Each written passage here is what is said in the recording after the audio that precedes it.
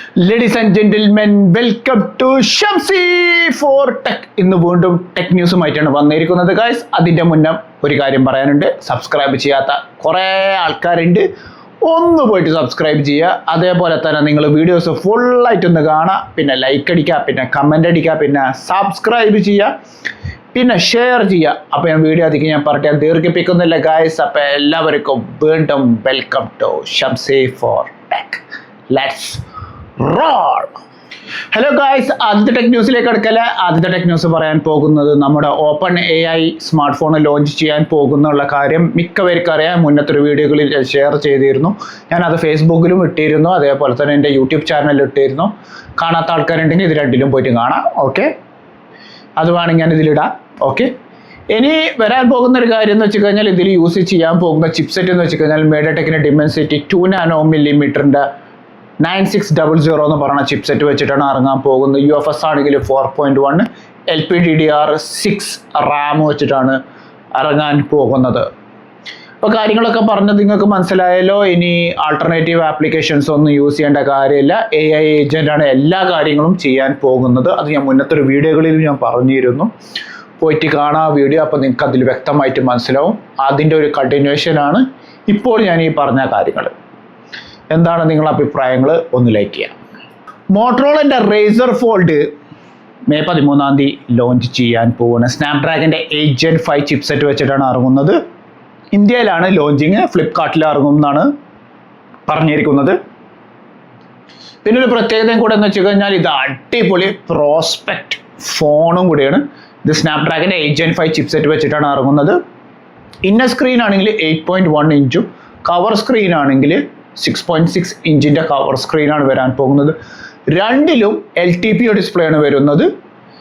ഏറ്റവും വലിയൊരു ഇൻട്രസ്റ്റിംഗ് എന്ന് വെച്ച് കഴിഞ്ഞാൽ ഇതിൻ്റെ കവർ സ്ക്രീനിൽ 165 Hz റിഫ്രഷ് റേറ്റും ഇന്നർ സ്ക്രീനിലും 120 Hz റിഫ്രഷ് റേറ്റ് വെച്ചിട്ടാണ് ഇറങ്ങാൻ പോകുന്നത്. LPDDR5X റാം, UFS ആണെങ്കിൽ 4.1, 50 മെഗാപിക്സലിൻ്റെ പ്രൈമറി ക്യാമറ, 50 മെഗാപിക്സലിൻ്റെ പെരിസ്കോപ്പിക് ക്യാമറ, പിന്നെ 50 മെഗാപിക്സലിൻ്റെ അൾട്രാ വൈഡ് ആംഗിൾ ക്യാമറ, പിന്നെ 32 മെഗാപിക്സലിൻ്റെ സെൽഫി ഷൂട്ടറാണ് ഇതിൽ വരുന്നത്. പിന്നെ മടക്ക് തുറന്നു കഴിഞ്ഞാൽ ഉള്ളിൽ നിങ്ങൾക്ക് 20 മെഗാപിക്സലിലെ ക്യാമറയും വരുന്നുണ്ട്. 80 വാട്ട്സിൻ്റെ ചാർജറും 50 വാട്ട്സിൻ്റെ വയർലെസ് ചാർജറും ഇതിൽ സപ്പോർട്ട് ചെയ്യുന്നുണ്ട്. ഏത് ഈ മോട്ടറോളയുടെ Razr Fold എന്ന് പറയുന്ന ഫോണിൽ. പിന്നെ ഏറ്റവും വലിയൊരു പ്രത്യേകതയും കൂടെ പറയാനുള്ളത്, ഞാൻ വീണ്ടും പറയാണ്, ഇതിൽ ഡിസ്പ്ലേ പോർട്ട് 1.2 സപ്പോർട്ട് ചെയ്യുന്നുണ്ട്. വലിയ ഹെവി മെഷീൻസായ മോണിറ്റർ വരെ നമുക്കിതിൽ കണക്ട് ചെയ്തിട്ട് നമുക്ക് എല്ലാ കാര്യങ്ങളും ചെയ്യാൻ പറ്റും. അപ്പം മെയ് 13 ലോഞ്ചിങ്. മേടിക്കാൻ ആഗ്രഹമുള്ളവർ എത്രയും പെട്ടെന്ന് ഓടിപ്പോയിട്ട് ഈ ഒരു ഫോൺ മേടിക്കുക എന്നുള്ളതാണ് പറയണത്. പിന്നെ മെയ് 13 ഒരുപാട് മോട്ടറോളയുടെ വക എന്തെങ്കിലുമൊക്കെ ഉണ്ടാവും ആണ് എനിക്ക് നിങ്ങളടുത്ത് ഷെയർ ചെയ്യാനുള്ളത്. എന്താണ് നിങ്ങളുടെ അഭിപ്രായങ്ങൾ? ഞാൻ വീണ്ടും പറയണം, ഒന്നടിയിൽ കമൻറ്റ് ചെയ്യും. സാംസങ്ങിൻ്റെ A27 എന്ന് പറയുന്ന മോഡല് ഈ മാസം ലോഞ്ച് ചെയ്യാൻ പോകുന്ന AMOLED സ്ക്രീൻ വെച്ചിട്ടാണ് ഇറങ്ങുന്നത്. 6.7 ഇഞ്ചിൻ്റെ full HD plus AMOLED screen വെച്ചിട്ടാണ് ഇറങ്ങുന്നത്. പിന്നെ 120 Hz refresh rate, UFS 2.2, LPDDR4X RAM, 50 megapixel camera, 8 megapixel ultra wide angle, 2 megapixel macro camera വെച്ചിട്ട് ഇറങ്ങുന്നുണ്ട്. പിന്നെ 5000 mAh ബാറ്ററി വെച്ചിട്ടാണ് ഇങ്ങനെ ഇറങ്ങുന്നത്. പിന്നെ പ്രോസസ്സർ ആണെങ്കിൽ നല്ലൊരു പ്രോസസ്സറും കൂടെയാണ്. സ്നാപ്ഡ്രാഗൻ്റെ 6 Gen 3 ചിപ്സെറ്റ് വെച്ചിട്ടാണ് ഇറങ്ങുന്നത്.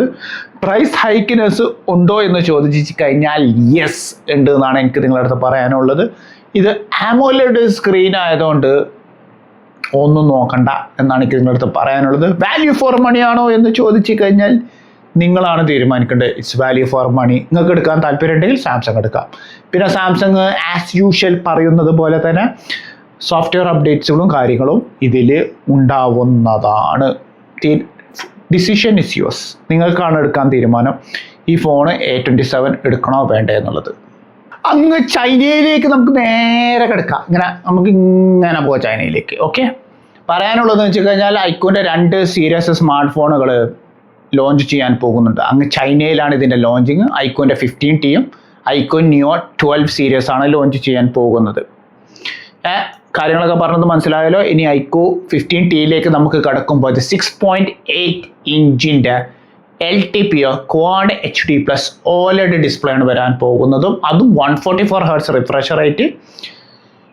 UFS ആണെങ്കിൽ 4.1 LPDDR5X റാം, 8000 mAh ബാറ്ററി, 100 വാട്ട്സിന്റെ ചാർജർ, 200 മെഗാപിക്സലിന്റെ പ്രൈമറി ക്യാമറ, 50 മെഗാപിക്സൽ.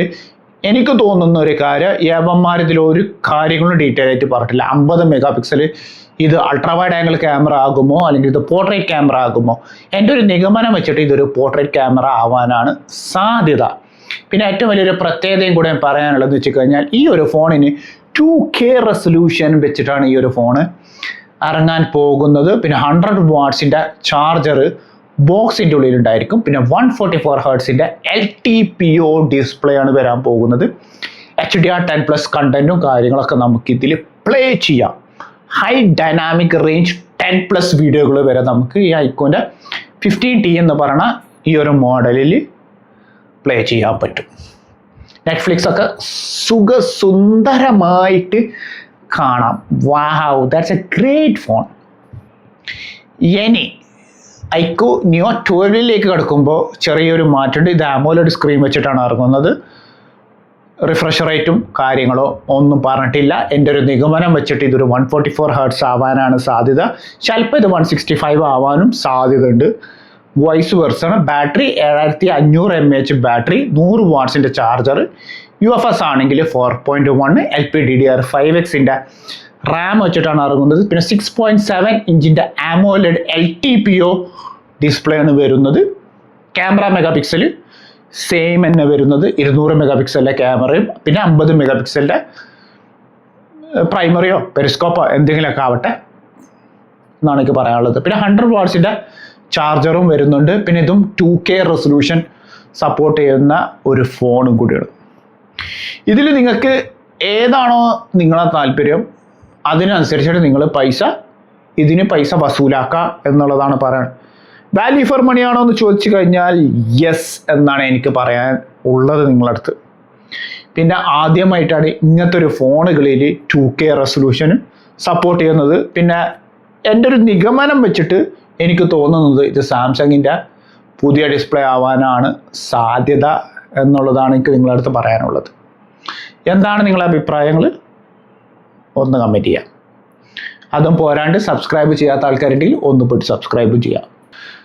അടുത്ത അപ്ഡേറ്റ് പറയാനുള്ളത് വെച്ച് കഴിഞ്ഞാൽ നമ്മുടെ Q1 ഒരു പുതിയൊരു അപ്ഡേറ്റ് വന്നിട്ടുണ്ട്. അതായത് ഏറ്റവും കൂടുതൽ സെല്ലൗട്ട് ആയിട്ടുള്ള സ്മാർട്ട് ഫോണുകൾ Q1 വാരയോടക്കനെ കൂടിയിട്ട് ഏറ്റവും കൂടുതൽ സെല്ലൗട്ട് ചെയ്ത ഫോണ് അതും ഐഫോണാണ്.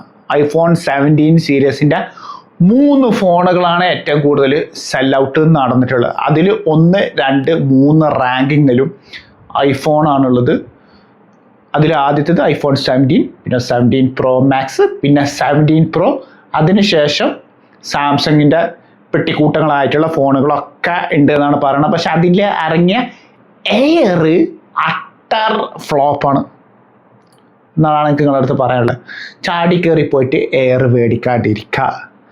എയറിനെക്കാട്ടും ബെറ്റർ ഫോണാണ് iPhone 17 എന്നുള്ളതും എനിക്ക് നിങ്ങളെ ഓർമ്മപ്പെടുത്താനുണ്ട്. കാര്യങ്ങളൊക്കെ പറഞ്ഞപ്പോൾ മനസ്സിലായല്ലോ. ഇനി ക്വാർട്ടർ 2ാം വാരം 3ാം വാരം വരുന്നുണ്ട്.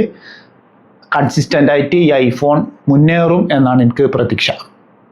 എന്തായാലും iPhone 18 സീരീസ് സെപ്റ്റംബറിൽ വരുന്നുണ്ടല്ലോ. നമുക്ക് ജസ്റ്റ് വെയിറ്റ് ആൻഡ് സി. അതിൻ്റെ കൂടെ ഫോൾഡും വരുന്നുണ്ട്. ജസ്റ്റ് വെയിറ്റ് ആൻഡ് സി എന്നുള്ളതാണ് എൻ്റെ ഒരു അഭിപ്രായം. റെഡ്മിയുടെ വാച്ച് 6 ലോഞ്ച് ചെയ്യാൻ പോകുന്നുണ്ട്. ചൈനയിലാണ് ഇറങ്ങാൻ പോകുന്നത്. അതിനുശേഷം നമ്മൾ ഇന്ത്യയിലും മിഡിൽ ഈസ്റ്റിലും ഇറങ്ങുന്നുണ്ട് എന്നാണ് എനിക്ക് പറയാനുള്ളത്. ഇത് ബാറ്ററി ലൈഫ് ആണെങ്കിൽ അടിപൊളി ബാറ്ററി ലൈഫാണ്. 24 days ബാറ്ററി ലൈഫ് വെച്ചിട്ടാണ് ഇറങ്ങുന്നത്. പിന്നെ 5 ATM ആണ്. നമുക്ക് 40 അടി വെള്ളത്തിൻ്റെ അടിയിൽ നമുക്ക് യൂസ് ചെയ്യാൻ പറ്റുന്നതാണ്. പിന്നെ 2 ഇഞ്ച് ഡിസ്പ്ലേ ആണ്. അതും AMOLED ഡിസ്പ്ലേ. പിന്നെ 60 Hz റിഫ്രഷ് റേറ്റ് വെച്ചിട്ടാണ് ഇറങ്ങുന്നത്. പിന്നെ സ്പോർട്സ് മോഡും കാര്യങ്ങളും എല്ലാതും ഇതിലുണ്ട്. പിന്നെ നമ്മൾ ഫിസിക്കൽ ഫിറ്റ്നസ് ചെയ്യുന്ന കാര്യങ്ങളൊക്കെ നമുക്ക് ഒരു ലൈവ് ഡെമോ വെച്ചിട്ട് കാര്യങ്ങളും ചെയ്യാനും പറ്റും. ഒരു 3D ആനിമേഷനിൽ നമുക്ക് അതിൻ്റെ ഡെമോയും കാര്യങ്ങളും ചെയ്യാൻ പറ്റും. ബാറ്ററി ലൈഫാണ് ഇതിൻ്റെ ഏറ്റവും വലിയൊരു ഹൈലൈറ്റ്. 24 ദിവസത്തെ ബാറ്ററി ലൈഫാണ് റെഡ്മി വാച്ച് 6 നമുക്ക് തരാൻ പോകുന്നത്. റെൻഡർ ഞാൻ ഇതിലിടുന്നുണ്ട്. ആഗ്രഹമുള്ള ആൾക്കാർ എത്രയും പെട്ടെന്ന് ഓടിപ്പോയിട്ട് നോക്കിയും കണ്ടിട്ട് മേടിക്കാം. ഇഷ്ടപ്പെട്ട് കഴിഞ്ഞാൽ അടിപൊളിയാണ്. സെയിം ലുക്കാണ് റെഡ്മി വാച്ച് 5ൻ്റെ അതേ ലുക്ക് തന്നെയാണ് റെഡ്മി വാച്ച് 6നും വരാൻ പോകുന്നത്. ഒരു ബ്രേക്കിംഗ് ന്യൂസ് ഉണ്ട്. ബ്രേക്കിംഗ് ന്യൂസ് കേട്ടേ പറ്റൂ, ഇത് ശ്രദ്ധിച്ച് കേട്ടേ പറ്റൂ. നമ്മുടെ നിന്റൻഡോ സ്വിച്ച് 2ൻ്റെ പ്രൈസ് ഹൈക്നെസ് കൂടിയിട്ടുണ്ട്. ഒരു രക്ഷയില്ലാത്ത കൂട്ടലാണ് കൂട്ടിക്കുന്നത്. $50 വെച്ചിട്ടാണ് യവന്മാർ ഇതിൻ്റെ വില കൂട്ടിക്കുന്നത്. സെപ്റ്റംബർ 1-ാം തീയതിയാണ് ഇതിൻ്റെ പ്രൈസ് മാറാൻ പോണത്. ഇപ്പം നിലവിൽ $445 വെച്ചിട്ടാണ് ഇപ്പം നിലവിൽ റൺ ചെയ്യണത്. ഇനി അത് $50 ആകുമ്പോൾ അത് $500 മാറാൻ പോവുകയാണ്. $50 എന്ന് പറഞ്ഞാൽ വലിയൊരു എമൗണ്ട്. അത് നമ്മൾ കാൽക്കുലേറ്റ് ചെയ്ത് കഴിഞ്ഞാൽ ഇന്ത്യൻ മണിയിലേക്കോ അല്ലെങ്കിൽ UAE-യിലേക്കോ അത് കൺവേർട്ട് ചെയ്ത് കഴിഞ്ഞാൽ ഒരു ബിഗ് ഹ്യൂജ് ഓഫ് എമൗണ്ടിലേക്ക് മാറാൻ പോവാണ്. $50 വെച്ചിട്ടാണ് കൂട്ടുന്നത്. കാരണം AI ആണ് കാരണം. റാമിൻ്റെ ഷോർട്ടേജും. അപ്പം ഇപ്പം ആർക്കെങ്കിലും പേടിക്കാൻ താല്പര്യം ഉണ്ടെങ്കിൽ എത്രയും പെട്ടെന്ന് ഓടിപ്പോയിട്ട് എന്താണ് ഇപ്പം നിലവിൽ മാർക്കറ്റിലുള്ള പ്രൈസ് പോയിട്ട് പേടിക്കുക എന്നുള്ളതാണ് എനിക്ക് പറയാനുള്ളത്. സെപ്റ്റംബർ 1-ാം തീയതി മുതൽ ഇതിൻ്റെ പ്രൈസ് ഭയങ്കര ഹൈക്കിംഗ് ആയിട്ട് മാറാൻ പോവാണ്. ഇനി നമുക്കൊന്നും താങ്ങാൻ പറ്റാത്ത രീതികളിലായിരിക്കും കാര്യങ്ങൾ നടക്കാൻ പോകണം. അതുമാത്രമല്ല, ഇനി PS5ൻ്റെ കാര്യത്തിലാണെങ്കിൽ PS5ൻ്റെ സെയിൽ ഭയങ്കര ഡ്രാസ്റ്റിക്കലി ഡ്രോപ്പ് ഔട്ട് ആയിട്ടുണ്ട്. കാരണം പ്രൈസ് കൂട്ടിയിട്ടുണ്ട്. 825 GB ഇപ്പോൾ 2300, അത് ഡിജിറ്റൽ വേർഷനും CD വേർഷന് 2500, പിന്നെ പ്രോ വെർഷൻ ഡിജിറ്റലിൽ 3500 ദിർഹംസ് ആക്കിയിട്ട് മാറ്റിയിട്ടുണ്ട്. അതുകൊണ്ട് ഇവിടെ ഒരുപാട് വലിയ വലിയ കമ്പനികൾ, നമ്മൾ ഷറഫ് DGയിലല്ലേ വർക്ക് ചെയ്യണത്, ഷറഫ് DG, ജംബോ, പിന്നെ സോണിയുടെ ഒഫീഷ്യൽ സ്റ്റോഴ്സിൽ പോലും PS5 എന്ന നിലവിൽ കാര്യമായിട്ട് സെയിൽ നടക്കണില്ല. ലോകത്തിൽ എവിടെയും കാര്യമായിട്ട് സെയിൽ നടക്കണില്ല. കാരണം ഈ റാമിൻ്റെ ഷോർട്ടേജും AI കാരണത്താലും പ്രൈസ് ഹൈക്നെസ് ഡ്രാസ്റ്റിക്കലി യവന്മാർ കൂട്ടിയിട്ടുണ്ട്. അപ്പോൾ ഞാൻ പറയാൻ വെച്ചെന്ന് വെച്ച് കഴിഞ്ഞാൽ നിന്റൻഡോ സ്വിച്ച് 2 ഇപ്പം ആർക്കെങ്കിലും ഇപ്പം നിലവിൽ മേടിക്കാൻ താല്പര്യം ഉണ്ടെങ്കിൽ എത്രയും പെട്ടെന്ന് ഓടിപ്പോയിട്ട് മേടിക്കുക. ഈ ഒരു വീഡിയോ നിങ്ങൾ എല്ലാവർക്കും ഒന്ന് ഷെയർ ചെയ്യുക, കാര്യങ്ങൾ മനസ്സിലാക്കാം. ഇനി 2027 വരുമ്പോൾ നമ്മൾ ചിന്തിക്കാത്ത വിലകളിലായിരിക്കും പ്രൈസ് കൂട്ടാൻ പോണത്. പിന്നെ PS6ൻ്റെ ലോഞ്ചിങ്ങും കാര്യങ്ങളും വരുന്നുണ്ട്. ജസ്റ്റ് വെയിറ്റ് ആൻഡ് സി എന്തായിരിക്കും പ്രൈസ് എന്നുള്ളത്.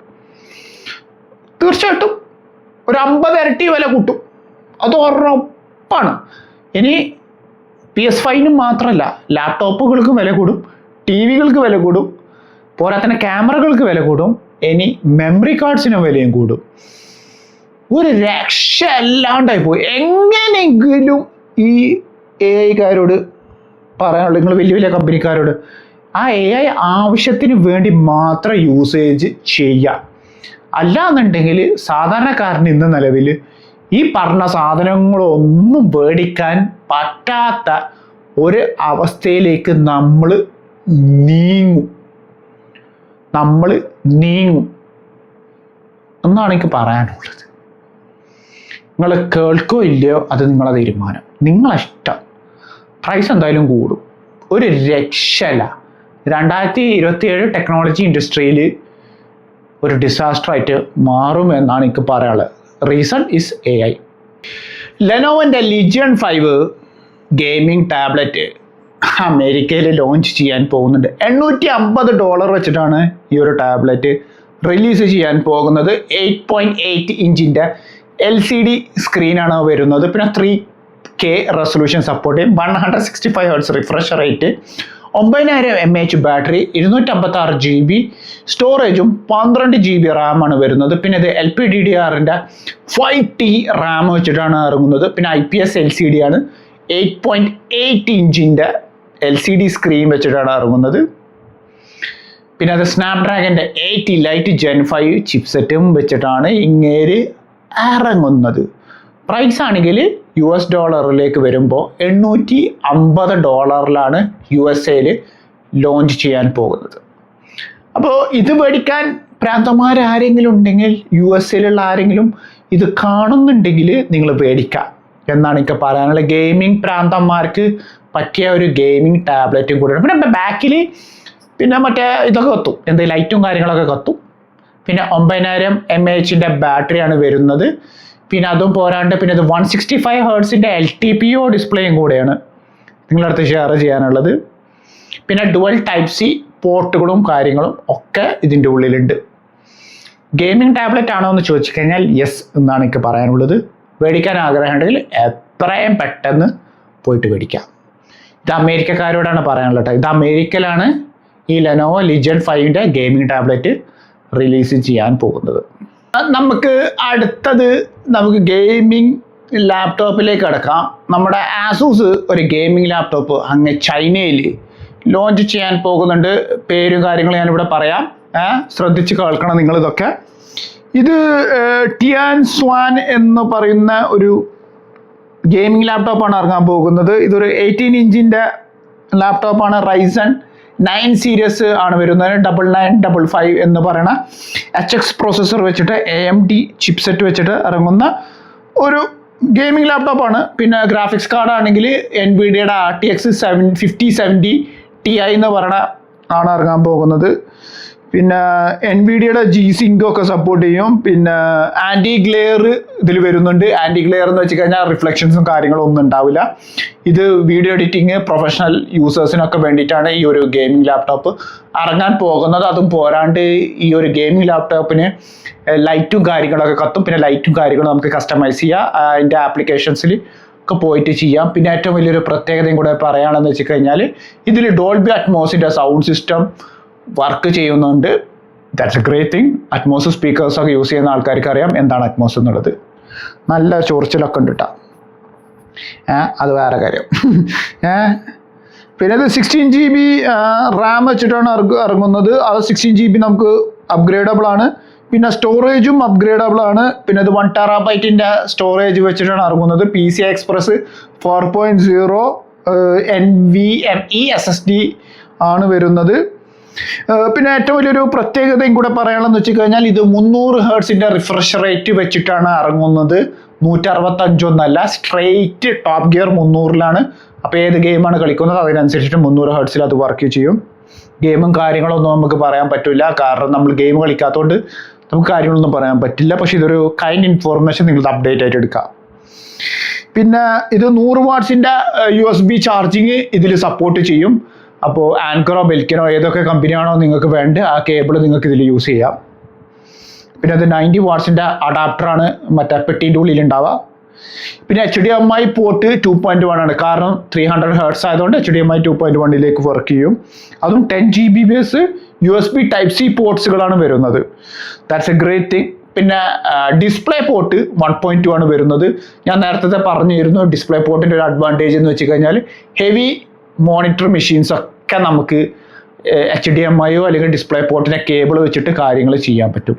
വീഡിയോ റെൻഡറിങ്, വീഡിയോ എഡിറ്റിങ്, അങ്ങനത്തെ എല്ലാ കാര്യങ്ങളും ചെയ്യാൻ പറ്റും.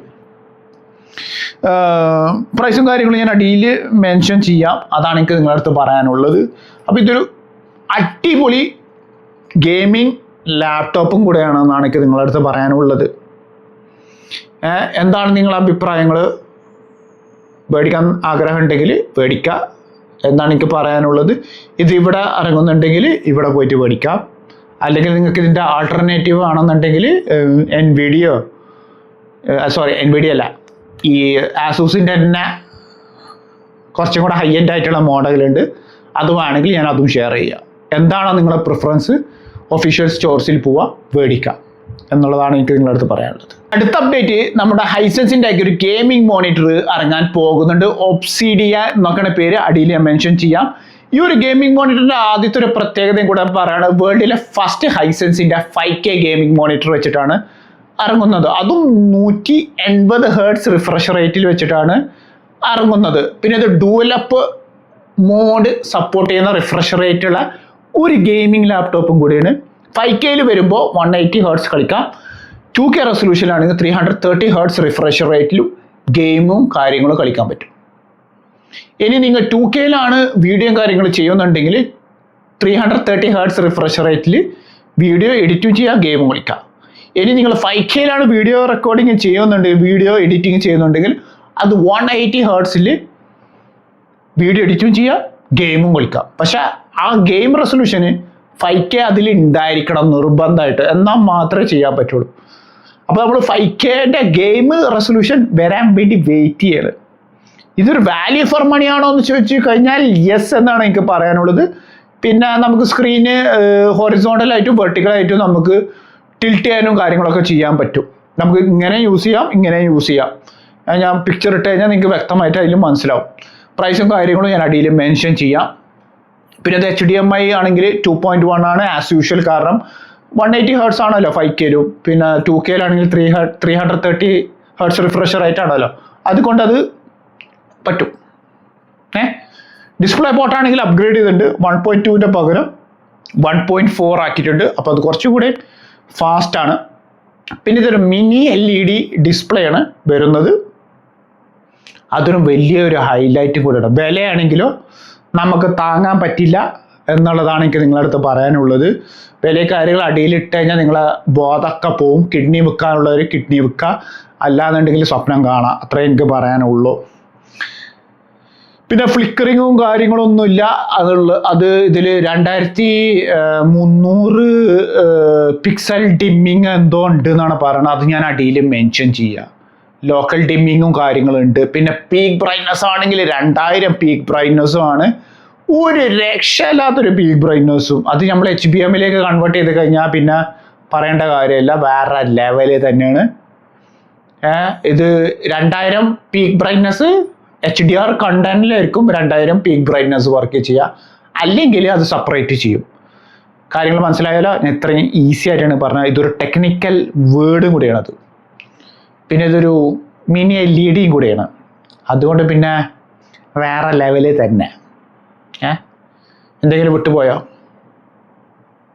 പിന്നെ Type-C പോർട്ടും കാര്യങ്ങളും ഒക്കെ ഉണ്ട്. പിന്നെ NVIDIAയുടെ FreeSync Pro ആണ് ഇതിൽ വരുന്നത്.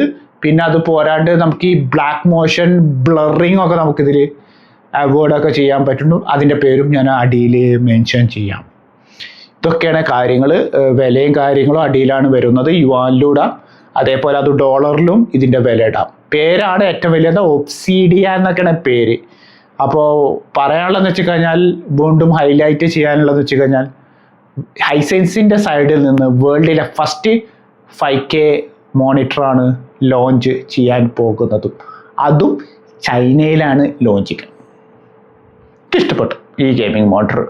വിലയുടെ കാര്യത്തിലാണെങ്കിലോ എനിക്ക് അതിലേറെ ഇഷ്ടപ്പെട്ടു. ഞാൻ 2 കിഡ്നി വിൽക്കണോ അല്ലെങ്കിൽ 1 കിഡ്നി വിൽക്കണോ എന്നുള്ളൊരു തീരുമാനത്തിലാണ് ഇപ്പോൾ ഞാൻ നിൽക്കുന്നത്. ലാസ്റ്റത്തെ ഒരു ടെക് ന്യൂസ് ഉണ്ട്. അതിൽ 2 കാര്യങ്ങൾ ഞാൻ പറയാൻ പോകുന്നുണ്ട്. സന്തോഷപ്പെട്ട ഒരു കാര്യം പറയാനും പോകുന്നുണ്ട്, സങ്കടപ്പെട്ട കാര്യങ്ങളും പറയാൻ പോകുന്നുണ്ട്. സങ്കടപ്പെട്ട കാര്യങ്ങൾ ഞാൻ ലാസ്റ്റിലേക്ക് പറയാം. ഫസ്റ്റ് നമുക്ക് സന്തോഷപ്പെട്ട കാര്യങ്ങൾ പറയാം. സന്തോഷപ്പെട്ട ഒരു കാര്യം പറയാനുള്ളത് വെച്ച് കഴിഞ്ഞാൽ, ഓസ്മയുടെ ഒരു മൊബൈൽ ഗിംബിൾ 8 സീരീസ് ലോഞ്ച് ചെയ്യാൻ പോകുന്നുണ്ട്. 8ഉം 8P എന്ന് പറയുന്ന സീരീസ് ആണ് ലോഞ്ച് ചെയ്യാൻ പോകുന്നത്. 8 Proനെ കുറിച്ചിട്ടാണ് ഞാൻ കൂടുതലും പറയാൻ പോകുന്നത്. ഈ ഒരു മൊബൈൽ ഗിംബിള് ഇന്ന് മൊബൈൽ ഇൻഡസ്ട്രിയിലെ വ്ളോഗിങ് ക്യാമറകൾക്ക് ഒരു മുതൽക്കൂട്ടുമാണ്, ഒരു കിടു സാധനം കൂടെയാണ്. എന്തുകൊണ്ടാന്ന് വെച്ച് കഴിഞ്ഞാൽ, ആദ്യമായിട്ടാണ് ഒരു മൊബൈൽ ഗിംബിളിൽ ഒരു സ്ക്രീന് വരാൻ പോകുന്നത്. ആ സ്ക്രീൻ തന്നെ നമുക്കത് റിമോട്ടായിട്ട് ഉപയോഗിക്കാം. അത് ഡിറ്റാച്ചബിളും കൂടെയാണ്. നമുക്കത് ഊരിയിട്ട് നമുക്ക് വ്ളോഗും ചെയ്യാം. അതിലെ നമുക്ക് കൺട്രോൾ ചെയ്യാൻ പറ്റും. ആ റിമോട്ട് ഇങ്ങനെ എടുത്തിട്ട് നമുക്ക് ട്രാക്കിംഗ് പോയിന്റും കാര്യങ്ങളും ഒക്കെ നമുക്ക് ചെയ്യണമെന്നുണ്ടെങ്കിൽ ഗിംബിൾ ചെയ്യും. മൊബൈൽ അവിടെ വെച്ച് കൊടുത്താൽ മതി, ബാക്കി നമ്മൾ റിമോട്ടുമ്പിൽ ആണ് കാര്യങ്ങൾ. പിന്നെ 360 ഡിഗ്രി ഹൊറിസോണ്ടൽ ട്രാക്കിംഗ് ഉണ്ട്. അത് ആസ് യൂഷ്വൽ 7 സീരീസിൽ ഉണ്ടായിരുന്ന അത് തന്നെ സെയിം അവർ ഇതിലും കൊടുത്തിട്ടുണ്ട്. പിന്നെ ഒരു ഇമ്പ്രൂവ്മെൻറ്റ് കൊടുക്കുന്നത് വെച്ച് കഴിഞ്ഞാൽ, ഇത് 3 ആക്സിസ് സ്റ്റെബിലൈസറും ഈ 8 Proയിലും വരാൻ പോകുന്നുണ്ട്. That's a great thing. അതാണ് നിർബന്ധമായിട്ടും വേണ്ടത്. അപ്പോൾ ഷേക്കിങ്ങും കാര്യങ്ങളൊക്കെ അവർ കുറച്ചും കൂടെ കുറച്ചിട്ടുണ്ട്. പിന്നെ ബാറ്ററി ലൈഫ് ആണെങ്കിൽ ഇമ്പ്രൂവ്മെൻറ്റും ചെയ്തിട്ടുണ്ട്. 10 മണിക്കൂർ കണ്ടിന്യൂസ് ആയിട്ട് നമുക്ക് വീഡിയോ അല്ലെങ്കിൽ ഫോട്ടോ എടുക്കാൻ പറ്റും. പിന്നെ അതും പോരാണ്ട് നമുക്കത് പവർ ബാങ്ക് ആയിട്ട് ഉപയോഗിക്കുകയും ചെയ്യാം. പിന്നെ 2 അഡീഷണൽ ട്രാക്കിംഗ് ഫോക്കസുകൾ അവർ അഡീഷണൽ കൊടുത്തിട്ടുണ്ട്. ഒന്ന് പെറ്റ് ട്രാക്കിംഗ് ഉണ്ട്. പെറ്റിൽ നമ്മൾ പട്ടി, പൂച്ച അതിനൊക്കെ ആൾ ട്രാക്ക് ചെയ്യും. പിന്നെ ഒരു ട്രാക്കിങ്ങും കൂടെ ഇതിൽ കൊടുത്തിട്ടുണ്ട്. ആ ട്രാക്കിംഗ് ആണ് ഏറ്റവും വലിയ ഇൻട്രസ്റ്റിങ്. Food tracking. നമ്മൾ തിന്നണ സമയത്ത് സാധാരണ നമ്മൾ എന്താ ചെയ്യുക, ഒന്നില്ലെങ്കിൽ അടിയിലേക്ക് സ്ക്രോൾ ചെയ്യും, അപ്പോൾ ഇത് ക്യാമറ അടിയിലേക്ക് വരും. അതിന് അതിൻ്റെ ഒന്നും ആവശ്യമില്ല. നമ്മൾ എവിടെ നിന്നാണോ ഭക്ഷണം തുടങ്ങുന്നത് നമ്മളെ വായിലേക്ക് എത്തണം വരെ ആൾ ട്രാക്ക് ചെയ്യും. ദാറ്റ്സ് എ ഗ്രേറ്റ് തിങ് ആണ് അവർ ചെയ്തത്. ആ ഒരു ഓട്ടോ ഫോക്കസ് ഞാൻ കുറേ കാലങ്ങളായിട്ട് ആഗ്രഹിച്ച ആ ഒരു ഓട്ടോ ഫോക്കസ് ഇതിലേക്ക് കൊണ്ടുവരുന്നുണ്ടെങ്കിൽ ഇറ്റ്സ് എ ഗ്രേറ്റ് തിങ്. അടുത്ത അപ്ഡേറ്റിൽ എനിക്ക് വേണ്ട ഒരു അപ്ഡേറ്റ് എന്ന് വെച്ച് കഴിഞ്ഞാൽ നമ്മളിങ്ങനെ പ്രൊഡക്റ്റിനെ കാണിക്കുമ്പോൾ അതിങ്ങനെ ഫോക്കസ് ചെയ്യുന്ന ആ ഒരു ഫോക്കസും കൂടെ 9 സീരീസുകളിൽ കൊണ്ടുവരുന്നുണ്ടെങ്കിൽ ഇറ്റ്സ് എ ഗ്രേറ്റ് തിങ്. അല്ലെങ്കിൽ ആ ഒരു അപ്ഡേറ്റ് 8 Pro സീരീസിലും കൊണ്ടുവരണം എന്നാണ് എനിക്ക് പറയാനുള്ളത്. അതെൻ്റെ ഒരു അഭിപ്രായമാണ് പറയാനുള്ളത്. പിന്നെ ബാറ്ററി ലൈഫ് അറിയാലോ, നമുക്ക് 10 മണിക്കൂർ കണ്ടിന്യൂസ് കിട്ടും. പിന്നെ പവർ ബാങ്ക് ആയിട്ട് യൂസ് ചെയ്യാം. ഫോണുകൾ ചാർജ് ഇല്ലാന്നുണ്ടെങ്കിൽ ചാർജൊക്കെ ചെയ്യാം. പിന്നെ 360 ഡിഗ്രി റെക്കോർഡിങ്ങും കാര്യങ്ങളൊക്കെ ഉണ്ട്. പിന്നെ ആസ് യൂഷ്വൽ നമുക്ക് അവരുടെ ട്രാക്കിംഗ് ഫോക്കസും കാര്യങ്ങളും ഒക്കെ ഇതിലുണ്ട്. പിന്നെ അത് പോരാണ്ട് നമുക്ക് റിംഗ് ലൈറ്റ് യൂസ് ചെയ്യുക, പിന്നെ സെൻസർ യൂസ് ചെയ്യുക ട്രാക്കിങ്ങിന്, അങ്ങനത്തെ എല്ലാ കാര്യങ്ങളും നമുക്ക് ചെയ്യാം.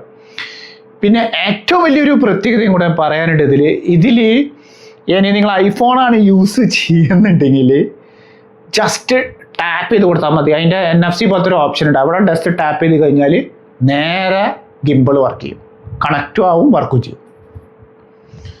ഇത് ആൻഡ്രോയിഡിൽ വർക്ക് ചെയ്യുമോ എന്നുള്ളതാണ് എൻ്റെ ഒരു ചോദ്യം.